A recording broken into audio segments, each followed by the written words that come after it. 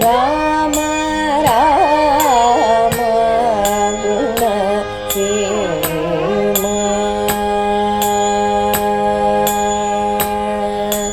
ರಾಮ ರಾಮ ಗುಣ ಸೇಮ. ಶ್ರೀಮತೆ ರಾಮಾನುಜಾಯ ನಮಃ. ಕೂಜಂತಂ ರಾಮ ರಾಮೇತಿ ಮಧುರಂ ಮಧುರಾಕ್ಷರಂ ಆರುಹ್ಯ ಕವಿತಾ ಶಾಖಾಂ ವಂದೇ ವಾಲ್ಮೀಕಿ ಕೋಕಿಲಂ. ಪುಣ್ಯಾಂಭೋಜ ವಿಕಾಸಾಯ ಪಾಪಧ್ವಾಂ ತಕ್ಷಯಾಯ ಚ ಶ್ರೀಮಾನ್ ಆವಿರ್ಭೂದ್ಭೂಮೌ ರಾಮಾನುಜ ದಿವಾಕರಃ. ತೃಣೀಕೃತ ವಿರಂಚಾದಿ ನಿರಂಕುಶ ವಿಭೂತಯಃ ರಾಮಾನುಜ ಪದಾಂಭೋಜ ಸಮಾಶ್ರಯಣಿ ಶಾಲಿನಃ. ತಸ್ಮೈ ರಾಮಾನುಜಾರ್ಯಾಯ ನಮಃ ಪರಮಯೋಗಿನೇ ಯಶ್ರುತಿ ಸ್ಮೃತಿ ಸೂತ್ರಾಣಾಂ ಅಂತರ್ಜಲಮಶೀಷಮತ್.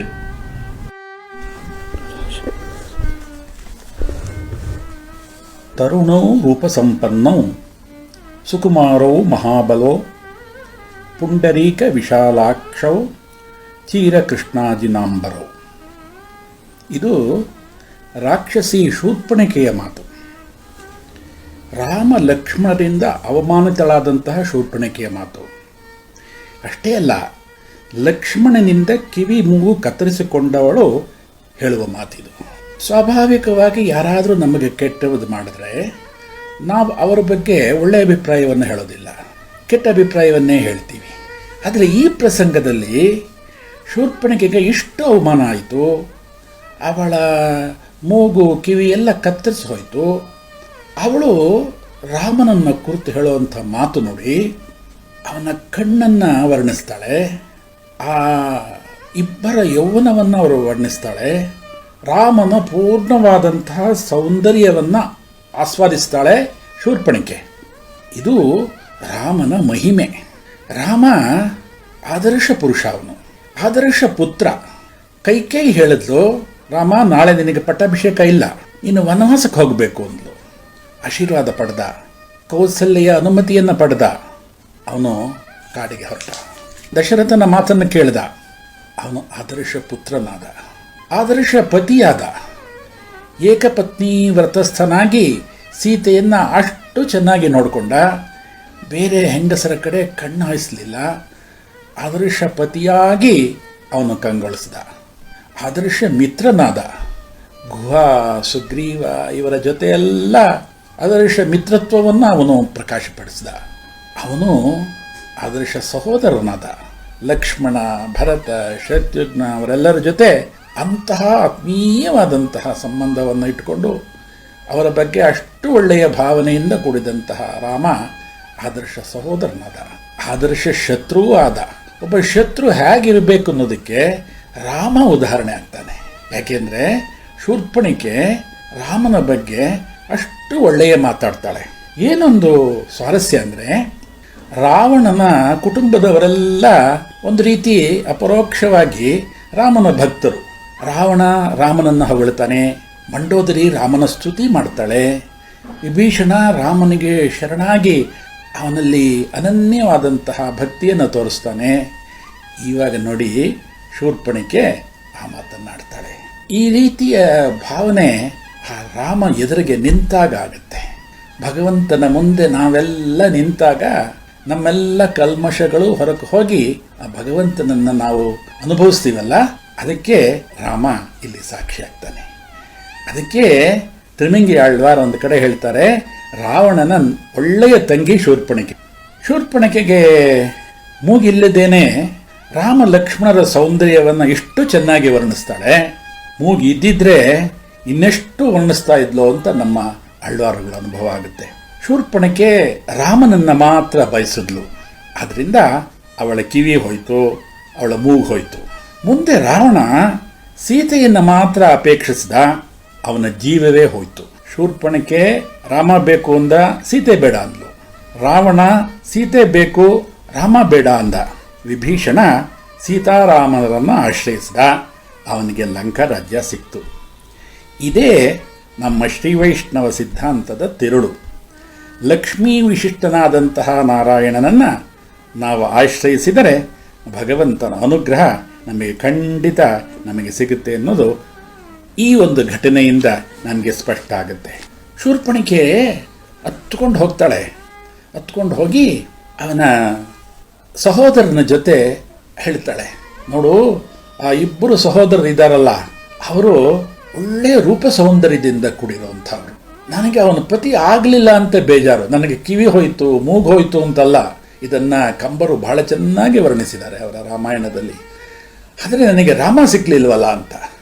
ನೋಡಿ, ನಿಜವಾಗಿ ಶೂರ್ಪಣಿಕೆ ರಾಕ್ಷಸಿ ಆಗಿದ್ದರೂ ರಾಮ ಬೇಕು ಅಂದ್ಲು. ಅಂದರೆ ಭಗವಂತ ನಮಗೆ ಬೇಕು ಅಂತ ಹೇಳಿ. ಆದರೆ ಸೀತೆನೂ ಬೇಕು ಅಂತ ಹೇಳಿದರೆ ಶೂರ್ಪಣಿಕೆಗೂ ಅನುಗ್ರಹ ಆಗ್ತಾ ಇತ್ತು. ಬರೀ ನಾರಾಯಣನೇ ಬೇಕು ಅಂತ ಹೇಳಿದಂತಹ ಶೂರ್ಪಣಿಕೆ ಕಿವಿ ಮೂಗೋಯ್ತು. ನಾವು ಸೀತಾರಾಮರನ್ನು ಆಶ್ರಯಿಸಿದರೆ ನಮಗೆ ಖಂಡಿತ ಆ ರಾಮಾನುಗ್ರಹ ಸಿಗುತ್ತೆ. ನಾವು ಈ ರಾಮಕಥೆಯನ್ನು ಕೇಳ್ತಾ ಇರುವಾಗಲೆಲ್ಲ ನಮ್ಮ ಜೊತೆ ಸೀತಾರಾಮರು ಇರ್ತಾರೆ. ರಾಮಾನುಜರಾಗಿ ಲಕ್ಷ್ಮಣ ನಮಗೆ ಸಿಗ್ತಾ ಇದ್ದಾನೆ. ಸೀತಾರಾಮ ಲಕ್ಷ್ಮಣರ ಅನುಭವ ಇದೆಯಲ್ಲ, ನಮ್ಮ ಜೀವನಕ್ಕೆ ಸಾರ್ಥಕತೆಯನ್ನು ತಂದು ಕೊಡ್ತಾ ಇದೆ. ಶೂರ್ಪಣಿಕೆಯಲ್ಲಿಂದ ಓಡೋದ್ಲು. ಕರ್ಣತ್ರ ಹೇಳ್ಕೊಂಡ್ಲು. ಖರನತ್ರ, ನೋಡು, ನಾವಿಷ್ಟು ಜನ ಬಲಾಢ್ಯ ರಾಕ್ಷಸರಿದ್ದರೂ ನಮ್ಮ ಕೈಲಿ ಏನೂ ಆಗ್ತಾ ಇಲ್ಲ, ನೀನೇನಾದರೂ ಮಾಡಬೇಕು ಅಂತ ಹೇಳ್ತಾನೆ. ಆವಾಗ ಖರ ಏನು ಮಾಡ್ತಾನೆ, 14 ಜನ ತುಂಬ ಬಲಾಢ್ಯರಾದಂತಹ ವೀರರನ್ನು ಅಲ್ಲಿ ಕಳಿಸ್ತಾನೆ. ಆ 14 ಜನ ವೀರರನ್ನು ರಾಮ ಒಬ್ಬನೇ ಒಂದೇ ಒಂದು ಬಾಣದಿಂದ ಅವರಷ್ಟೂ ಜನನ್ನ ಸಾಯಿಸ್ಬಿಡ್ತಾನೆ.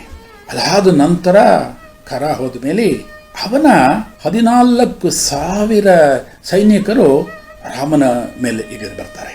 ದೊಡ್ಡ ಸೈನ್ಯ ಬರ್ತಾ ಇದೆ. ಇದನ್ನು ಲಕ್ಷ್ಮಣ ನೋಡ್ದ. ಲಕ್ಷ್ಮಣ ಹೇಳ್ದ, ಅಣ್ಣ, ನೀನು ಸೀತೆಯನ್ನು ಕರ್ಕೊಂಡು ಹಿಂದಿರೋಂಥ ಗುಹೆಯಲ್ಲಿ ಕೂತಿರು, ನಾನು ಇವ್ರನ್ನೆಲ್ಲ ವಿಚಾರಿಸ್ಕೊಳ್ತೀನಿ ಅಂತ ಹೇಳ್ತಾನೆ. ಅದಕ್ಕೆ ರಾಮ ಹೇಳ್ತಾನೆ, ಬೇಡಪ್ಪ ಲಕ್ಷ್ಮಣ, ನೀವಿಬ್ಬರು ಅಲ್ಲಿರಿ, ಸೀತೆಯನ್ನು ನೀನು ರಕ್ಷಿಸ್ತಾ ಇರೋ, ನಾನು ಇವ್ರನ್ನೆಲ್ಲ ಸಂಹಾರ ಮಾಡ್ತೀನಿ ಅಂತ ಹೇಳಿ ಖರನೊಡನೆ ಯುದ್ಧಕ್ಕೆ ಬರ್ತಾನೆ. 14,000 ರಾಕ್ಷಸರ ನಿಂತಿದ್ದಾರೆ. ಇವ್ರನ್ನೆಲ್ಲ ಒಬ್ಬರನ್ನ ಕೊಲ್ತಾನೆ. ಅವನು ನಿಂತಹ ಆ ಧನುಸ್ಸನ್ನು ಹಿಡಿದು ನಿಂತಹ ರಾಮ ಕೋದಂಡ ರಾಮನಾಗಿ ಪ್ರಳಯ ಕಾಲದ ರುದ್ರನಂತೆ ಕಂಗೊಳಿಸ್ತಾ ಇದ್ದಾನೆ. ಧನುಸ್ಸನ್ನು ಹಿಡಿದು ನಿಂತಿದ್ದ. ಯಾವಾಗ ಯಾವ ಬಾಣವನ್ನು ತೆಗಿತಾ ಇದ್ನೋ, ಬತ್ತಳಿಕೆಯಿಂದ ಯಾವ ಬಾಣ ಬರ್ತಾ ಇತ್ತೋ, ಯಾವ ಸಮಯದಲ್ಲಿ ಆ ಶತ್ರುಗಳ ಮೇಲೆ ಬಾಣ ಹೋಗ್ತಾ ಇತ್ತೋ ಏನೂ ಗೊತ್ತಾಗ್ತಾ ಇರಲಿಲ್ಲ.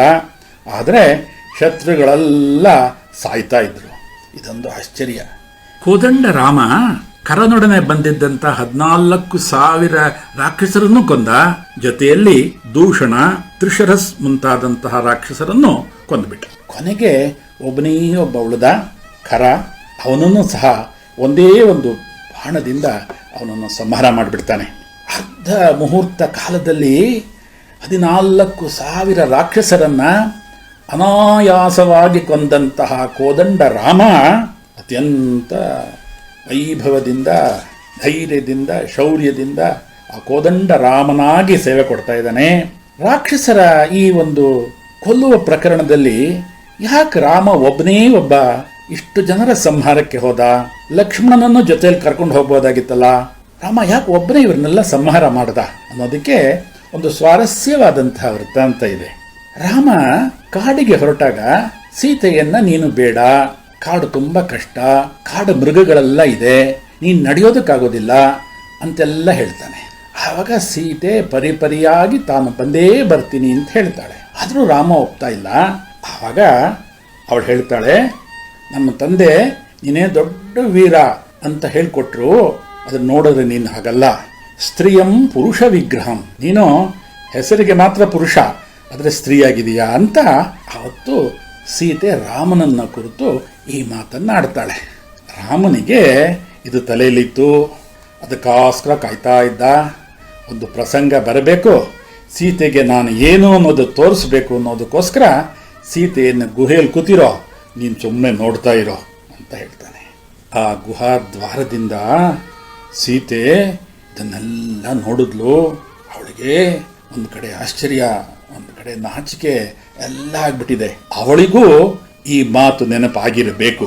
ಸೀತೆ ಗುಹೆಯಿಂದ ಹೊರಕ್ಕೆ ಬರ್ತಾಳೆ. ರಾಮ ಬರ್ತಾ ಇದ್ದನ್ನು ನೋಡ್ತಾಳೆ. ರಾಮನನ್ನ ಹತ್ತಿರಕ್ಕೆ ಹೋಗಿ ಆಲಿಂಗನ ಮಾಡ್ಕೊಳ್ತಾಳೆ. ತಂ ದೃಷ್ಟ್ವಾ ಶತ್ರುಹಂತಾರಂ ಮಹರ್ಷೀಣಾಂ ಸುಖಾವಹಂ ಬಭೂವ ಹೃಷ್ಟ ವೈದೇಹಿ ಭರ್ತಾರಂ ಪರಿಷಸ್ವಜೆ.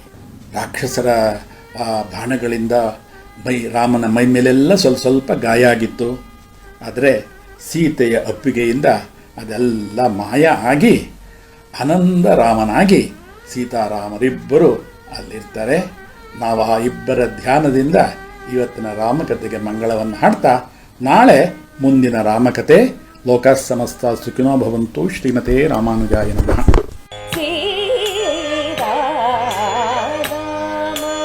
ರಾಮ ಗುಣ